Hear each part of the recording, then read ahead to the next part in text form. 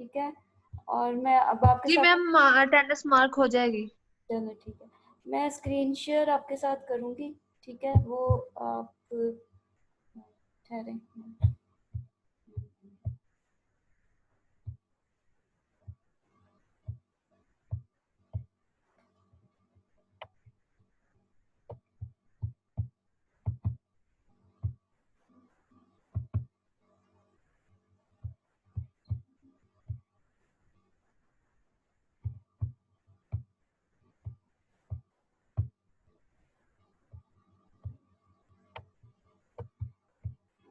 आज जो है ना हम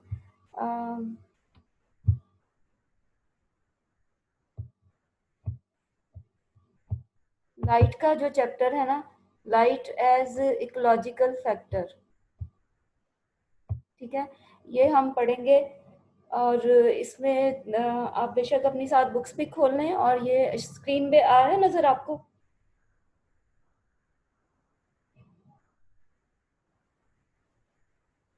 आप में से कोई एक जो मुझे बता दे कि स्क्रीन पे आपको शो हो रहा है? यस मैम, जी नजर आ मैम, रहा हो रहा है सर। चलें ठीक है। लाइट एज इकोलॉजिकल फैक्टर, यहाँ से हम स्टार्ट करते हैं। First of all you should know what is light. ठीक है, तो व्हाट इज लाइट? लाइट को आप ऐसे डिफाइन कर सकते हो, it is the energy in the form of electromagnetic radiations that produce a visual sensation, यानी आपकी आईज को ये एक तरह से स्टिमुलेट करता है और आपको एक विजुअल सेंसेशन जो है ये प्रोवाइड करता है। इससे हम कहते हैं light. Now we have used the term electromagnetic radiations. तो आपको इसका भी पता होना चाहिए कि इलेक्ट्रोमैग्नेटिक रेडिएशंस क्या हैं। These are the waves of electromagnetic fields propagating through space, यानी ये स्पेस में से गुजर के ये आपकी आंखों तक आती है। And it include radio waves, microwaves, infrared waves, ultra waves, X rays and gamma rays. ठीक है, ये सारी डिफरेंट तरह की रेज हैं और इसमें से आपकी जो आई है वो सेंसिटिव है only a small proportion of wavelength, जिसको हम लाइट कहते हैं। और वो आप जानते हो कि वो 7 कलर्स हैं जो कि वाइट लाइट को बनाते हैं, कॉन्स्टिट्यूट करते हैं। आपकी आईज को सिर्फ वही लाइट जो है वो विजिबल होती है, यानी उसी के लिए आपकी आईज जो है वो सेंसिटिव होती हैं। Now what is the importance of light? Light is most essential abiotic factor. ठीक है, ये फिजिकल फैक्टर है या एबायोटिक फैक्टर है और ये बहुत ज़्यादा ज़रूरी है। विद रेफरेंस टू प्लांट्स हम बात करेंगे। और जो नेचुरल सोर्स है लाइट का, वो सबसे बड़ा जो सोर्स है वो सन है। ठीक है, सनलाइट जो है वो प्लांट्स जो है उसको यूटिलाइज करते हैं, डिफरेंट पर्पसेस के लिए करते हैं, वो हम वन बाय वन देखेंगे। इसके साथ साथ एक बात आप ये भी याद रखें कि besides sunlight the natural source of light, the plants they can also utilize the artificial light as well. ये जिस तरह के डिफरेंट हमारी लैब्स होती हैं उसके अंदर हम जो वाइट लाइट है, ट्यूब लाइट वगैरह, उसको भी यूज़ करते हैं प्लांट्स को ग्रोथ चेम्बर्स के अंदर ग्रो करवाने के लिए। तो आर्टिफिशियल लाइट जो है that is also important for the plants.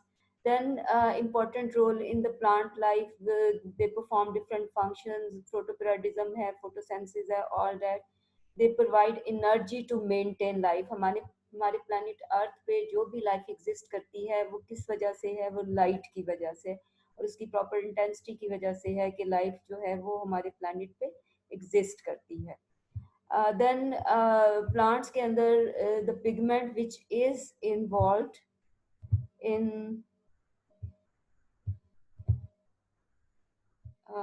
the pigment which is involved in the absorption of light, that is the chlorophyll। अभी लोग आते जा रहे हैं तो मुझे बीच बीच में उन्हें भी एडमिट करना है। चले, क्लोरोफिल जो है वो सनलाइट को अब्जॉर्ब करता है, ये पूरा प्रोसेस हमने पढ़ा है। फिर उसको केमिकल एनर्जी में कन्वर्ट करता है और ये केमिकल एनर्जी क्या होती है? In the form of a chemical compound which are the sugars. ठीक है, they influence the morphology and anatomy of the plants as well. ठीक है, तो प्लांट्स जो है उनकी जो भी आपको शेप नज़र आती है या डिफरेंट तरह से उनके ऑर्गन की फॉर्मेशन है वो भी लाइट की वजह से है, और उनके जो इंटरनल स्ट्रक्चर्स हैं वो भी लाइट की इंटेंसिटी की वजह से उनमें डेवलपमेंट होती है। They stimulating effect differentiation of tissues and organs, ये वही बात होगी कि उनकी एनाटमी के ऊपर जो है लाइट का इफेक्ट है। देन इफेक्ट्स फिजियोलॉजिकल प्रोसेसेस, जो फिजियोलॉजिकल प्रोसेसेस हैं उसमें rate of transpiration, photosynthesis, photoperiodism, all these are affected by light. So in this way the light is an important ecological factor. now हम इसकी composition देखते हैं कि light जो है उसकी कंपोजिशन क्या है। हम इसकी डिफरेंट अगर one by one different categories के लिहाज से इसको हम स्टडी करें तो इसमें देखें रेडिएंट एनर्जी है। रेडिएंट एनर्जी कहाँ से आ रही है? सन से आ रही है in the form of electromagnetic waves and it falls on the earth.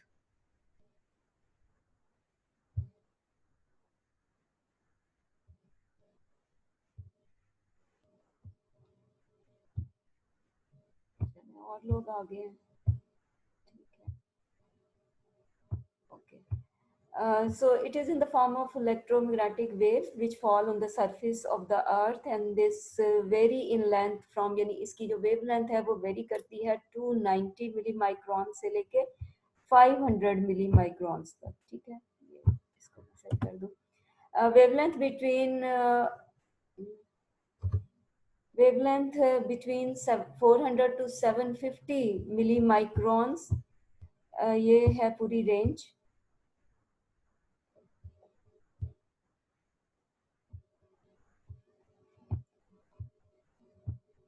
ये pass through the earth atmosphere, यानी ये जो पूरी ऊपर रेंज बताई आपको 290 से लेके 5000 मिली माइक्रोन्स तक, ये तो टोटल इलेक्ट्रोमैग्नेटिक वेव्स हैं जो कि सन से आ रही हैं, लेकिन इसमें से भी 400 एंड 750 मिली माइक्रोन्स जो हैं वो उस अर्थ के एटमॉस्फेयर से पास करेंगी और इसके सरफेस ऑफ द अर्थ के ऊपर फॉल करेंगी। Then out of this 40 to 60% solar radiation reaching the earth lies within this range. तो इसमें ये अबाउट अगर टोटल रेडिएशन देखो तो उसमें से 40 to 60% सोलर रेडिएशन जो है वो जो अर्थ की सरफेस पे पहुंचती है वो इस रेंज में फॉल कर रही है। यानी आउट ऑफ 290 to 5000 इसकी परसेंटेज अगर अब हम लेंगे तो ये 40 to 60% है सोलर रेडिएशन जो कि अर्थ की सरफेस के ऊपर पहुंच रही है।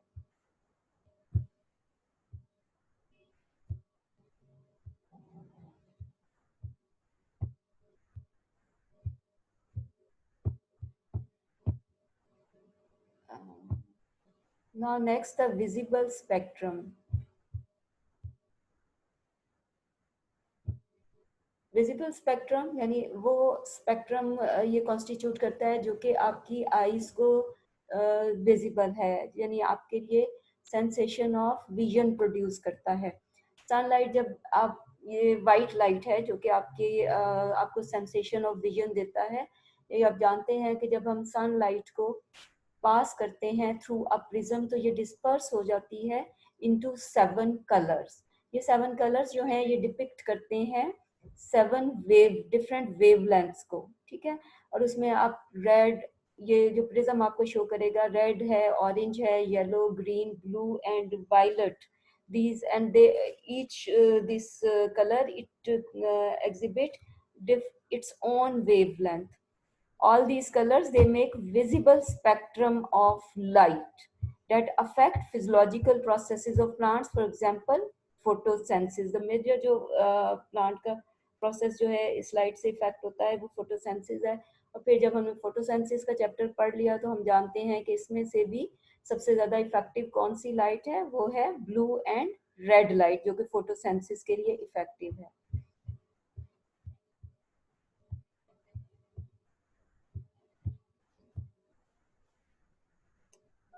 और इसको हम ऐसे कह सकते हैं, अगर आप इसकी एक सीक्वेंस को याद रखना चाहते हैं तो आप इसको विब ग्वायर, VIBGYOR, यानी violet, indigo, blue, green, yellow, orange, red. इस सीक्वेंस में आप इसको याद रख सकते हैं कि ये 7 कलर्स ऑफ वेवलेंथ्स जो हैं वो कौन से हैं। ठीक है, now we come to the infrared radiation. Infrared radiations कौन सी मैम रेडिएशन है जी? मैम वो सीक्वेंस दोबारा बता दें। विबग्वायर, VIBGYOR। ठीक है, और ये लेटर्स किसको डिपिक्ट करते हैं? V for violet, I for indigo, B for blue, G for green, Y for yellow, O for orange, R for red. तो ये वर्ड याद कर लें तो आपको सीक्वेंस याद करने की जरूरत नहीं है। इस वर्ड से ही आप देख लोगे कि कौन सा जो इनिशियल है वो किस कलर को डिपिक्ट कर रहा है। ठीक है, now we talk about the infrared radiation. Infrared radiations are those radiations which are longer than red, और इनकी वेवलेंथ जो है किस रेंज में फॉलो करती है? 750 milli microns. They are called as the infrared radiations. और ये जो है ये they are the heat radiations, they produce heat and they are detected by the animals. So the plants के लिए ये इनकी इतनी इंपॉर्टेंस नहीं है, बल्कि एनिमल्स जो हैं वो इसको डिटेक्ट कर सकते हैं और वो इसको यूटिलाइज करते हैं। Then near infrared radiations which are less than 750 millimicrons, they are important biologically for the plants. क्यों? Because they influence germination and photoperiodism. And now the next part of electromagnetic radiations, that is the ultraviolet radiations. These are below the violet radiation wavelengths. They range from, they have wavelength less than 390 millimicrons, and they are too short to be seen. So ये आपकी eyes को visual sensation नहीं देते. They cannot be seen by the human eye. Active in certain chemical reactions, जो plant में different chemical reactions होते हैं ये उसके लिए active हैं, and they are not required by the plants.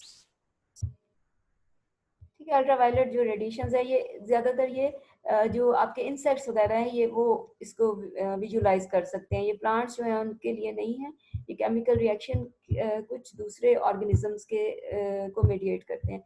ये एक फिगर आप देखें तो this figure shows you the relationship between energy and wavelength. ठीक है, ये पूरी इलेक्ट्रोमैग्नेटिक रेडिएशंस है। On one hand there is gamma rays, then X rays, ultraviolet rays. ये small जो strip है that is the white light, which is the visible light. This small range it produces the visual sensation. It can be observed by and seen by the human eye. Then beyond this is the infrared and radio waves. अब ऊपर अगर आप देखें तो ये आपको जो wavy line एक शो कर रही है, ये आपको बता रही है कि these are the different this is showing the wavelength. जब वेवलेंथ जो है वो इंक्रीज कर रही होगी तो इसमें क्या होगी, एनर्जी जो है वो डिक्रीज कर रही होगी। So energy and wavelength they are inversely proportional. Energy increase करती है तो वेवलेंथ डिक्रीज करती है, वेवलेंथ इंक्रीज करती है तो एनर्जी डिक्रीज करती है। सो ये आप देख लो, ये एनर्जी का एरो जो है वो एक साइड पे डायरेक्शन है इसकी, तो वेवलेंथ का जो एरो है उसकी उसके ऑपोजिट साइड पे डायरेक्शन है। It shows that they are inversely proportional. This is another figure. इसमें ये जो आपकी small strip of visible light थी उसको डिफरेंट कलर्स के साथ डिपिक्ट किया हुआ है। तो ये photosynthetically and visually this area of the electromagnetic wavelength is sensitive for vision by the human, as well as photosynthetically they are important for the plants. Now light की तो हमने कंपोजिशन देख ली कि वो क्या होती है। अब हम बात करते हैं कि उसकी मेजरमेंट हम कैसे कर सकते हैं, how we can measure the light. Light can be measured, जो आपकी वाइट लाइट है उसको आप मेजर करने के लिए दो इंस्ट्रूमेंट इस्तेमाल कर सकते हैं। One is photometer. फोटोमीटर हमने लैब में इस्तेमाल भी किया था प्रैक्टिकल के अंदर। And the other one is light metre. ठीक है, ये दो इंस्ट्रूमेंट हैं जो कि लाइट की मेजरमेंट के लिए इस्तेमाल होते हैं. Then other wavelengths of light, they can be measured with an other excuse me instrument ma'am. which is called as the radiometer. So instrument used to measure other wavelengths of radiant energy in addition to light, that is radiometer. Light के लिए photometer and light meter. जो दूसरी wavelengths हैं radiometer and radio lights and all that, ये जो अभी हमने इस स्लाइड में देखी gamma, x-ray, radio waves, इनके लिए आप radiometer इस्तेमाल करते हैं. Excuse me ma'am. जी जी. मैम ये जो फोटोमीटर है और लाइट मीटर है ये तो एक एक इंस्ट्रूमेंट नहीं होगा. नहीं, ये डिफरेंट है. मैम इस बुक में तो लिखा हुआ है फोटोमीटर और लाइट मीटर और फिर रेडियोमीटर अलग से है. या समझ नहीं आ रहा इसका. अच्छा सॉरी, ये मैं उस फोटो स्पेक्ट्रोमीटर मेरे जहन में था. फोटोमीटर और लाइट मीटर, ठीक है. और इसके साथ वैसे आप स्पेक्ट्रोफोटोमीटर भी ऐड कर सकते हो. ठीक है, ठीक स्पेक्ट्रोफोटोमीटर है. जो है वो ठीक भी है. एक इंस्ट्रूमेंट है. उसका भी जिक्र हम आगे करेंगे, लेकिन इसके साथ आप ऐड वो भी कर सकते हो, photometer, light metre and spectrophotometer. ठीक है, वो भी ऐड कर लेते हैं.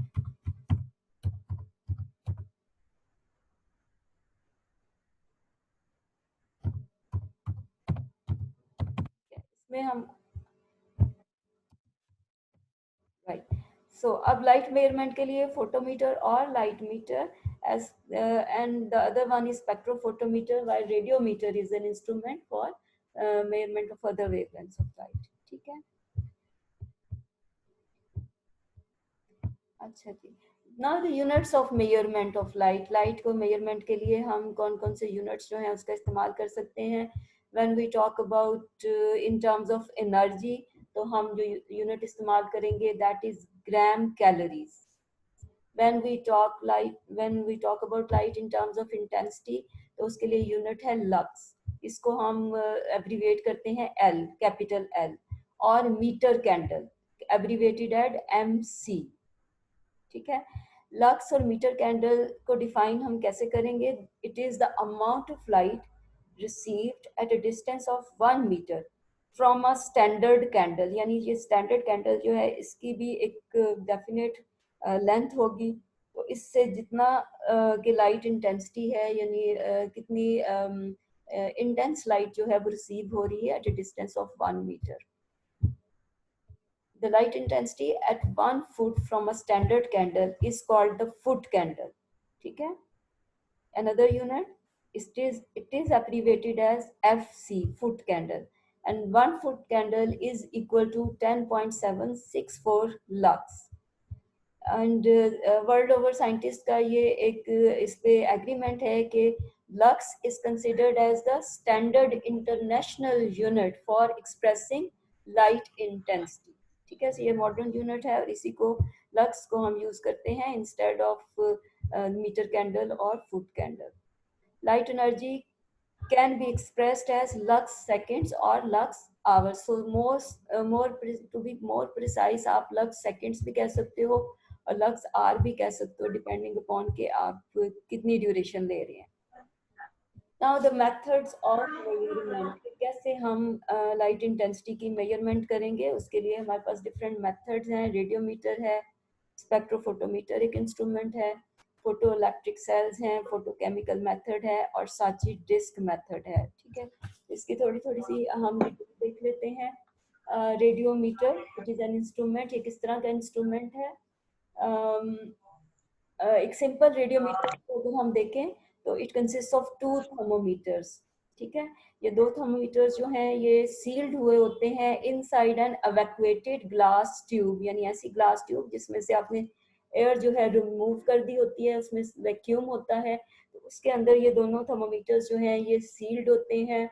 अब इनमें से जो एक थर्मोमीटर है उसके बल्ब को आपने ब्लैक पेंट किया होता है सो डैट कि वो कोई लाइट ऑब्जॉर्ब ना कर सके, जबकि दूसरा थर्मोमीटर जो है उसका बल्ब जो है वो नेकेड होता है, विदाउट एनी पेंट होता है. बिफोर यूज आप इस पूरे इंस्ट्रूमेंट को डार्क में रखते हैं और जब आपने इल्यूमिनेशन जो है रेडिएशन जो है उसकी मेजरमेंट करनी होती है, तो फिर आप इसको लाइट में लेके आते हैं, हॉरिजॉन्टल पोजीशन में इसको रखते हैं, और आफ्टर 5 मिनट्स आप देखते हो कि दोनों थर्मामीटर्स के ऊपर क्या रीडिंग्स आ रही हैं, ठीक है। और उन दोनों के जो रीडिंग्स हैं उसके डिफरेंस से आप डिटरमिन करते हो लाइट इंटेंसिटी को।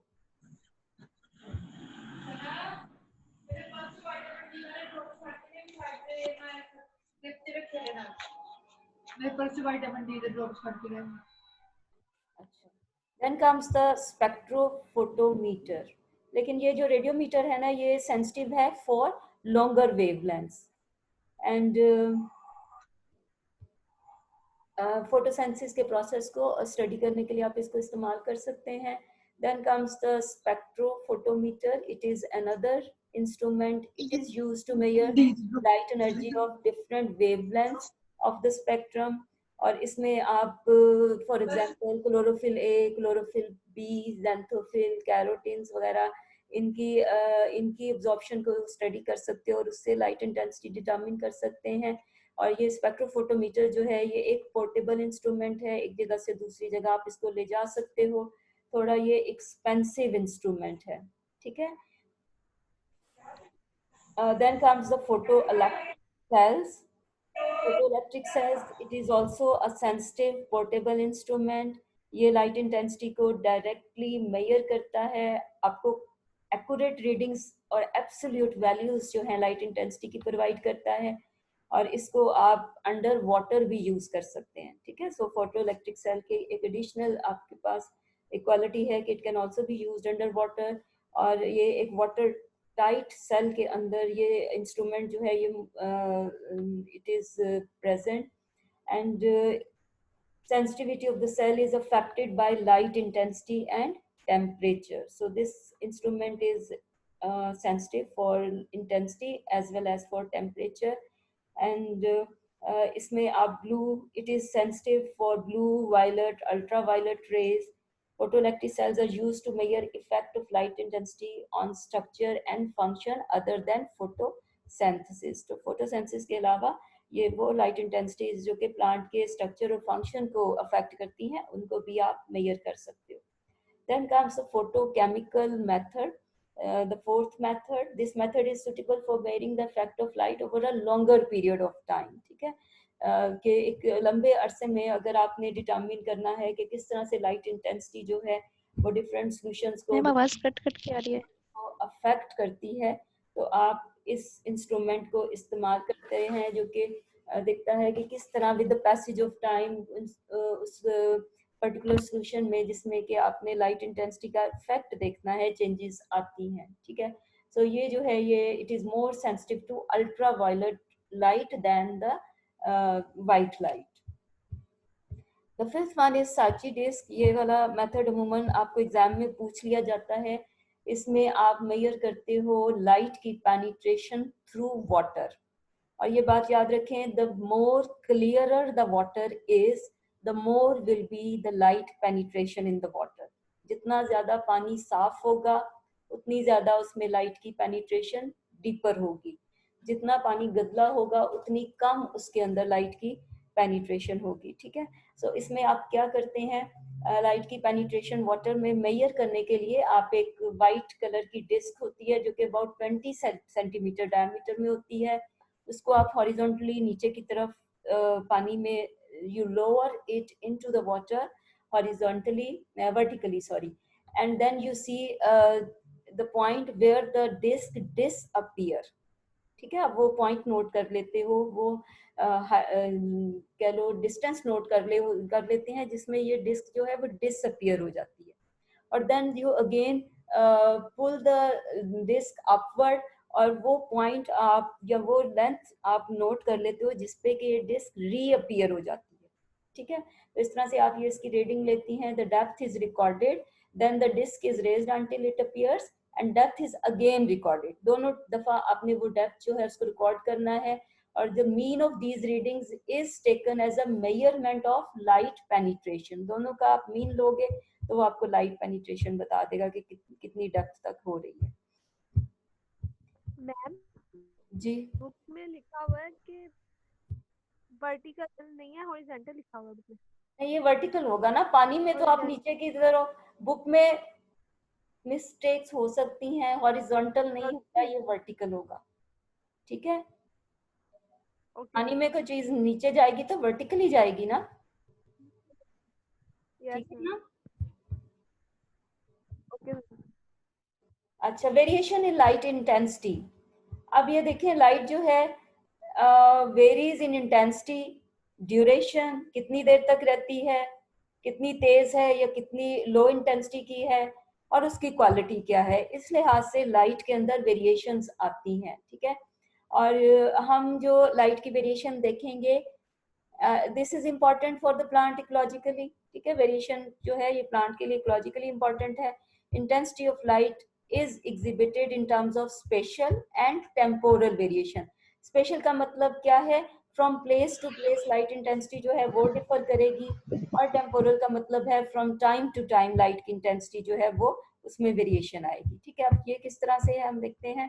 Spatial variations के अंदर जो है different factors, following spatial factors affect the light intensity. Number one is atmosphere. आपको पता है आपकी एटमॉस्फेयर जो है it is made up of different gases, उसमें मेनली जो है नाइट्रोजन है, ऑक्सीजन है, and these atmospheric gases they absorb the light and disperse the light, ठीक है। disperse a small proportion of shorter wavelengths of light as it passes through the atmosphere. तो ये gases जो atmosphere में मौजूद हैं ये लाइट को अब्जॉर्ब भी करती हैं और उसको डिस्पर्स भी करती हैं, और स्पेशली शॉर्टर वेवलेंथ्स को ये डिस्पर्स करती हैं। At higher elevation from the surface of the earth, above the sea level, the layer of this air becomes thinner. That's why the intensity of light increases at higher altitudes. ठीक है, अगर आप कभी northern areas में जाएं और वहां पे जब सनी डे होता है, सूरज पूरी तरह से अपनी कह लो कि चमक रहा होता है, कोई क्लाउड कवर नहीं होता, तो उस वक्त आपके लिए सन के नीचे डायरेक्टली खड़ा होने से क्या हो जाता है, सन बर्न हो जाता है, क्योंकि वो इतनी कह लो कि प्योर आप तक सन की रेज आ रही होती हैं कि वो आपकी स्किन उसको बियर नहीं कर पाती, क्योंकि एयर की लेयर वहां पे थिन है, सूरज के आप करीब हो, सो कोई ऐसी उसमें हिंड्रेंस नहीं है, so the maximum light intensity is available in those cases. Similarly, if the water vapors are present in the atmosphere, they will also screen the light, ठीक है। So when there is great humidity is more in the air, the less light intensity will be reaching to the earth surface. इसमें greater लिखा हुआ है book में, actually it is less, and low, and as well as same is the case when there are cloud and foggy season, the light intensity will be less. भाई students ये आप लोग late आते जा रहे हैं, नेक्स्ट टाइम फिर एक पर्टिकुलर टाइम के बाद एडमिट नहीं मैं करूंगी आपको क्लास में, ठीक है। So please try to be in time. अच्छा, नेक्स्ट इज वाटर लेयर्स। अब हम ये देखते हैं कि वाटर बॉडीज के अंदर लाइट की पेनिट्रेशन किस तरह से है। Much of the light is absorbed by the upper water layers, part of it is reflected back at the water surface. So you see, as a result what happens, जो submerged plants हैं, those plants which are growing under the water, they receive low intensity of light as compared to your terrestrial plants, क्योंकि इसमें ये होता है कि water bodies की surface पे ही कुछ light जो है वो reflect back हो जाती है, और कम लाइट इंटेंसिटी जो है वो वाटर बॉडी के अंदर पेनिट्रेट करती है। डेट्स वाई जो कि आपके सबमर्ज प्लांट्स हैं उनको लेस इंटेंसिटी ऑफ लाइट जो है वो मिलती है। in perfectly clear water, light penetration will be more as compared to the turbid water, which has certain dissolved suspended particles. Now the suspended particles, solid particles dispersed in the air, चाहे वो air में है, dust की form में है, smoke की form में है, या वो वाटर के अंदर है, क्ले है, सिल्ट है, प्लैंकटन है, all these they will screen the light. आपका ये एक्सपीरियंस भी रहा होगा, जिन दिनों में स्मोक होता है तो लाइट आपको सूरज दिखाई नहीं देता, लाइट पेनिट्रेशन जो है वो एयर की लेयर्स में कम होती है, एटमॉस्फेयर में कम होती है, so the intensity of light in those days it is less. Same is the case in the water. When the water is not clear, clay particles हैं उसके अंदर suspended form में, या वहाँ पे silt है, तो उस केस में भी क्या होता है कि लाइट की पेनिट्रेशन जो है वो सरफेस लेयर्स तक तो होगी, डीपर लेयर्स तक नहीं होगी. सो इसमें वो स्मोक वगैरह जो है it will cut off about 90% of the light.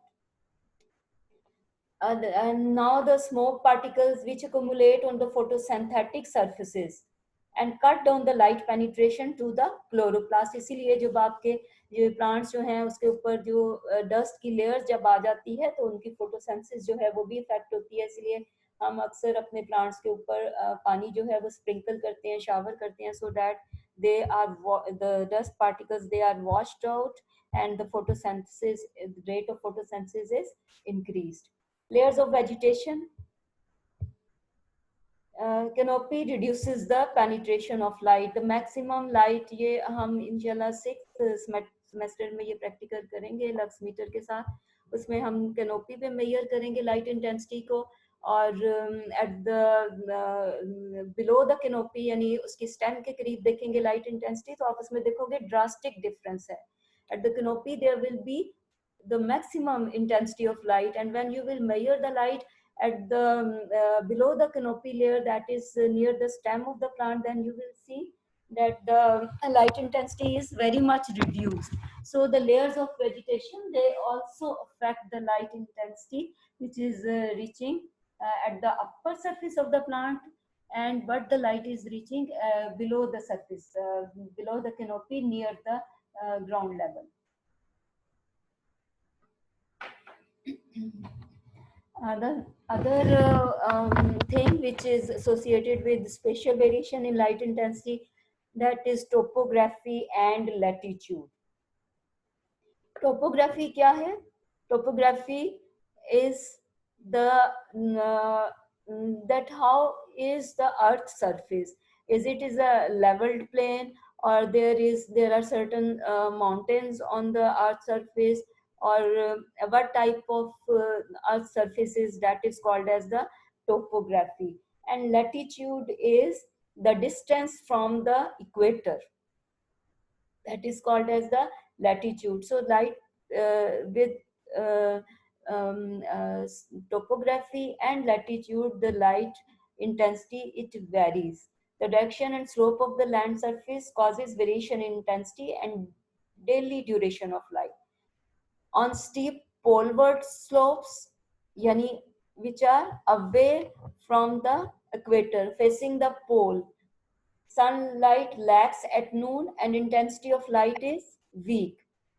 At low latitude, that is near the equator, the sunlight is bright, intense. As compared to this, at high latitude, that is towards the poles, the intensity of light will be less.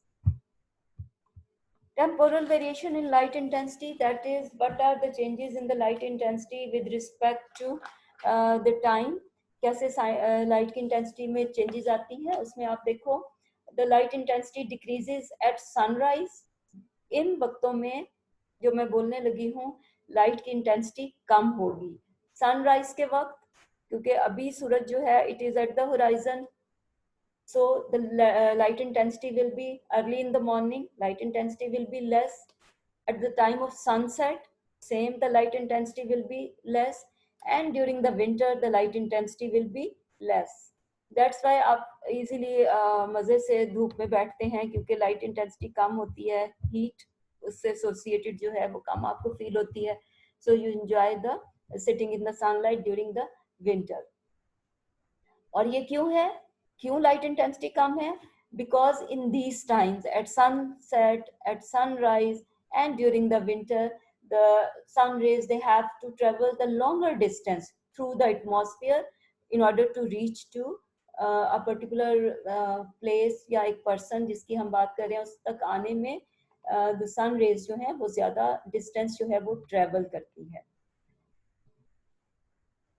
और उसमें most light, especially the shorter wavelengths, is absorbed by the atmosphere. That's why only the longer wavelengths they reach to that particular place. जहाँ से भी कि आप measurement कर रहे हो light intensity की. At sunrise, when the sun is at the horizon, the rays pass through approximately 20 times the thickness of the air. Sunrise के वक्त क्या है कि sun rays को 20 times ज़्यादा air thickness को travel करना पड़ता है as compared to कि when it is overhead. Now, at the midday, that is at the noon, at for example 12 o'clock, the direct sunlight furnishes about 83% of the available energy and it get weaker at the sunset. So maximum आपके पास light intensity किस वक्त आती है? At the noon or at the midday. That will be 83% light intensity which you will feel. At the equator पे the straight sun rays, they fall at the equator, and you see there is daytime is of 12 hour and the night time is of 12 hour. यानी equal day length है और equal night है. 24 hour का अगर हमारा एक दिन होता है तो उसमें 12 hours की night है, 12 hours का day है. In both summer as well as in winter. Now when from the equator you move towards the poles, the length of the day become longer than 12 hours in case of summer